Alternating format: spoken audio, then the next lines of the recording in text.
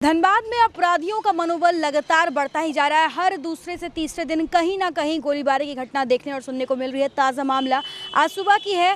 झरिया केंदुआड़ी मुख्य मार्ग पर आज यहां पर ताबड़तोड़ 4 राउंड फायरिंग की गई थी राजेश यादव के ऊपर, जो कि लाइजिंग ऑफिसर है। इस वक्त मैं वहीं पर मौजूद हूँ और आपको बता दूं कि यही वो स्थान है जहाँ पर आज सुबह में राजेश यादव अपने पिता के साथ यहाँ पर अखबार पढ़ रहे थे और इस दौरान बाइक पर सवार होकर 3 अपराधी यहाँ पर आए थे और ताबड़तोड़ उन लोगों ने गोलीबारी शुरू कर दी। 4 गोलियां मारी गई। यहाँ पर आपको मैं दिखाना चाहूंगी कि 1, 2 और 3 गोली यहाँ पर लगी और उसके बाद जैसे ही राजेश यादव को लगा कि शायद उनकी जान को खतरा है, वो यहीं पीछे में रहते उन्होंने भागने का प्रयास किया और भागते भागते भी उसके बाद भी अपराधी नहीं रुके। अपराधियों ने लगातार उन पर फिर से फायरिंग करने का प्रयास किया और यहाँ पर आपको दिखा दूं कि चौथी गोली जो यहाँ पर लगी हुई है, साफ तौर पर हम देख सकते हैं गोली के निशान यहाँ पर हम साफ तौर पर देख सकते हैं। अगर ये गली नहीं रहती और राजेश यादव भागने का प्रयास नहीं करते तो शायद एक और आज हत्या धनबाद में सुनने को मिलती। जिस प्रकार से लगातार अपराधियों के द्वारा इस तरह से रंगदारी और लेवी वसूलने के मामले को लेकर सुनने को देखने को मिल रहे हैं और ऐसे में लोगों पर हमला किया जा रहा है, लेकिन कहीं ना कहीं अब प्रशासन को जरूरत है कि वो थोड़ी सी सजग और सतर्क हो जाए। आइए इस पूरे मामले पर हम कुछ प्रत्यक्षदर्शियों से बातचीत करते हैं, राजेश यादव से भी बातचीत कर जानने का प्रयास करते हैं कि क्या है पूरा मामला और आखिर उन पर जो हमला किया गया है क्या उन्हें इसे लेकर कोई भी संदेह है कि किन लोगों के द्वारा उन पर इस तरह से हमला किया गया है। हमारे साथ यहाँ पर लाइजिंग ऑफिसर राजेश यादव है जिनके ऊपर आज हमला किया गया था। हालांकि ये बाल बच गए। हम इनसे बातचीत कर जानते हैं कि क्या स्थिति थी, किस प्रकार से इन्होंने अपनी जान बचाई। आपसे जानना चाहूँगी सर सबसे पहले कि कितने बजे की घटना है और उस वक्त कितने लोग वहाँ पर मौजूद थे? वहाँ पे सुबह 7:10 लगभग तकरीबन होगी।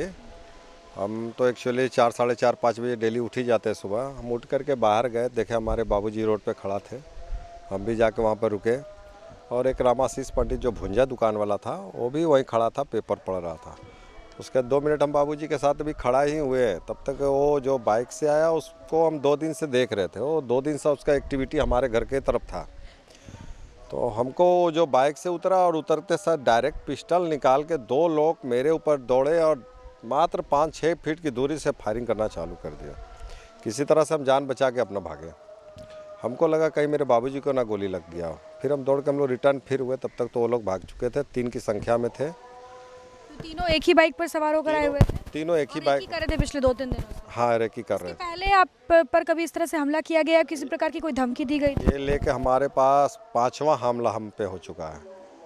चूँकि आपका पहला एक घटना हमारे साथ बसरिया रेलवे फाटक के पर हुआ था। हम और मेरा भाई जा रहे थे आउटसोर्सिंग। कब की बात है? ये 2020 की घटना। डेट तो हम उसमें FIR कॉपी में संकलन कर रहे हैं, सारा कॉपी।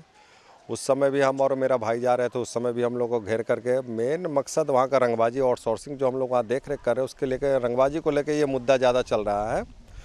इसमें कई लोग को जो हम लोगों ने आवेदन भी में कई लोगों पर FIR भी किया है और अभी पूर्व में भी कई घटना हुआ है, उसमें भी अभी हम लोगों पे लिख के दिया था, लेकिन हम लोग उसमें थे ही नहीं। तो हम लोगों को चूँकि नाम हम लोग का बाहर आया और उससे हम लोग 4 दिन पहले भी शीतल यादव, विजय यादव, जोगिंदर यादव के प्रति लिख के दिया था। संतोष हमारा भाई जो कि वहाँ का प्रबंधक मैनेजर है, वो भी लिख के दिया था कि ये लोगों से हमारी जान को खतरा है। ठीक है, ये बार बार प्रशासन। उसके बाद एक बार सूरज चौहान भी जो है, उस समय ये लोग आउटसोर्सिंग को बंद करने के लिए आए थे। 2-3 बार इनकी हुई थी, आप लोगों को ज्ञान पता ही होगा। वो आउटसोर्सिंग बंद नहीं कर पाए थे। इस खुन्नस से वजह से हम पे वो गंसाडी में गोली चलाए थे, उसकी भी तिथि वो भी संकलन हम किए हैं इसमें। ये लेके मतलब हम लोग रात दिन भय के माहौल में जी रहे हैं। जिला प्रशासन से हम मांग करते हैं कि हमें सुरक्षा प्रदान किया जाए। नहीं तो आज तो हो सके अगर नहीं हम अपने आप में दिखाते बुद्धि व विवेक, अगर मेरा नहीं काम करता तो आज आपको बॉडी मेरा नज़र आता, हम नज़र ही नहीं आता। उस वक्त किस प्रकार से आपने किस प्रकार से अपने आप को बचाया? ये भी सुनने में कि शायद आपके जो पिताजी हैं उन्होंने भी पत्थर फेंक के मारा उन लोगों को। जब वो डायरेक्ट, तो हम तो जानते थे कि उसका टारगेट हम थे, मेरा पिताजी नहीं थे। हम लोग एकदम ठीक बगल में मेरे पिताजी के थे और वो एक और आदमी थे। वो डायरेक्ट गोली जब चलाने लगा तो हम अपना बचाव करके हम अंदर गली में घुसे, हम भागे। भागने बाद मेरा पिताजी जो है कि उस पर पत्थर जब फेंके तो वो लोगों का मनोबल टूटा और वो लोग भागा। फिर और लोग हल्ला हंगामा करने लगे तो वो लोग भागे। ये लगातार जो 5 बार आप पे हमला हुआ है, तो क्या लगता है कि 5 बार किसी एक व्यक्ति के द्वारा ही कराया जा रहा है या फिर अलग अलग गुट के लोग इसमें शामिल हैं? कुछ लोग, हर तरह के लोग इसमें शामिल हैं। बहुत लोगों की मंशा है रंगबाजी को लेकर के। ये आप लोगों को भी ज्ञान होगा कि जहाँ भी आउटसोर्सिंग का मुद्दा आता है वहाँ हर छुट भैया से लेकर बड़का भैया तक वहाँ पहुँचते हैं रंगबाजी लेने के लिए। तो इसमें बहुत लोग हैं, लेकिन ज़्यादातर लोग जिस पे हम लोग नामजद कई बार FIR किए हैं वो लोग इसमें विशेष रूप से हैं। अभी आपने FIR करा, इसके पहले भी करा है, तो क्या एक्शन लिया गया? क्या उम्मीद है प्रशासन से? आपको क्या लगता है कितनी आपको मदद मिल सकती है? प्रशासन से तो मदद की हम गुहार लगाएंगे। प्रशासन का अब वो तो जांच करने की विषय है, जांच करे प्रशासन। हम तो जितने बार FIR किए सब में सबूत दिए हैं। चाहे वो अभी पुटकी में कई तारीख का मामला था, 24/12/2022 को आपका पुटकी आपका जनता पेट्रोल पंप में भी हम पे हमला हुआ, उसमें भी CCTV फुटेज है।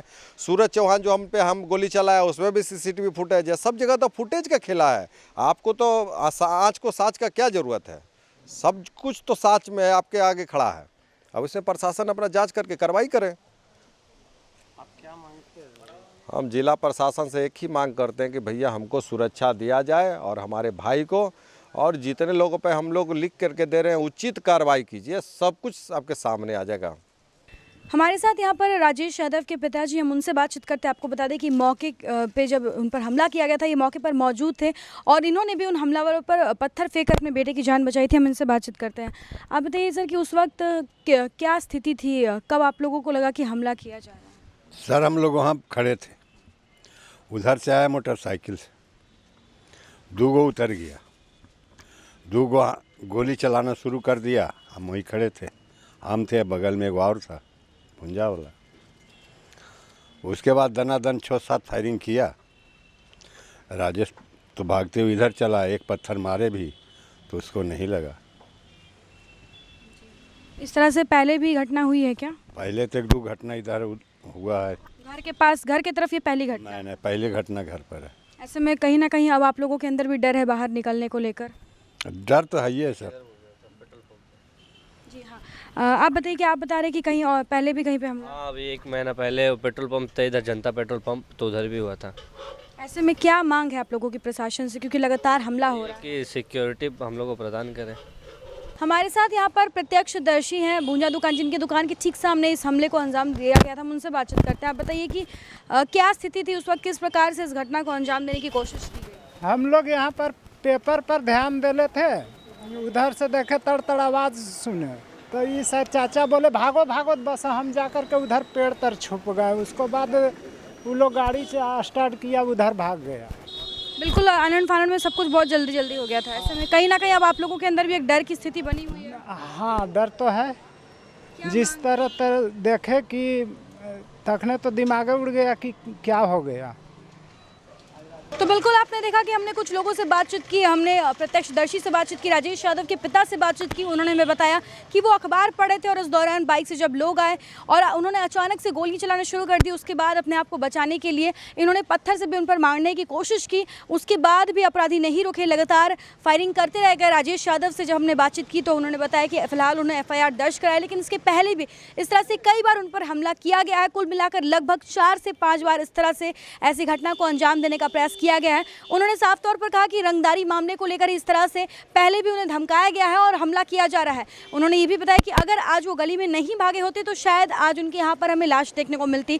अब ज़रूरत है कि प्रशासन भी थोड़ी सजग हो जाए, थोड़ी सतर्क हो जाए, क्योंकि लगातार इस तरह से अपराधियों का मनोबल बढ़ता जा रहा है और लोगों के अंदर, आम आदमी के अंदर एक भय और डर की स्थिति बनी हुई है। अब देखते हैं कि कब तक इस पूरे मामले पर एक्शन लिया जाएगा। और सबसे खास बात यह है कि कोयलांचल में जो हर दूसरे से तीसरे दिन इस तरह से गोलीबारी की घटना देखने को मिल रही है, इस पर कब तक पुलिस प्रशासन लगाम लगाती है। इस तरह के तमाम अपडेट्स हम आप तक पहुंचाते रहेंगे अपने सहयोगी संतोष के साथ। Shambhavi Singh, the news post, Dhanbad.